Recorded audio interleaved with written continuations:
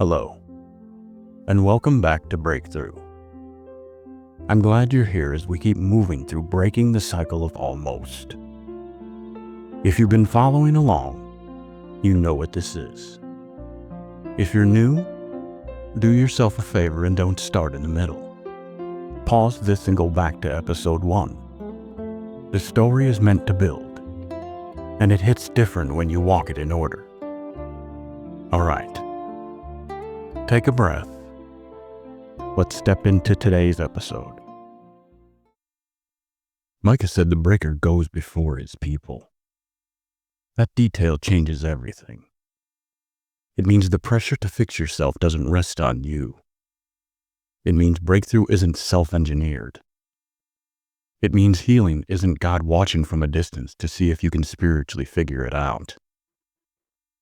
The first collision with shame, abandonment, and the deep inner scripts that govern your identity doesn't come from you trying harder. It comes from Him moving first. If you've ever tried to outfaith childhood pain, you already know how exhausting that is. You can spiritualize coping mechanisms.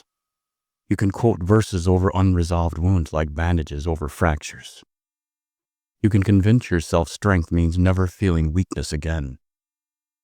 Then the ache refuses to disappear, and you assume you are the problem. Micah's vision interrupts that accusation. Breakthrough is not a reward for emotional perfection. It is a divine intervention meeting human fracture. Hope sounds different when you believe that. Hope isn't pretending nothing hurt. Hope isn't acting as if rejection didn't shape you. Hope isn't wearing plastic smiles while your insides rattle from old earthquakes. Hope is the quiet conviction that however long the damage has existed, however permanent it feels, God has no intention of leaving you there. He has not made peace with what broke you. He has not signed a treaty with your trauma. He has not shrugged and said, "Well, that's just your life now." Before God breaks chains, He does something quieter and maybe even more miraculous. He keeps your heart alive long enough to believe freedom is possible. Some people grow up under weight so heavy their hearts harden to survive. Some go numb. Some detach. Some choose anger instead of belief. Yet somehow, in spite of everything, something in me refused to surrender completely to hopelessness. Even when life didn't feel holy or purposeful, something inside still leaned forward.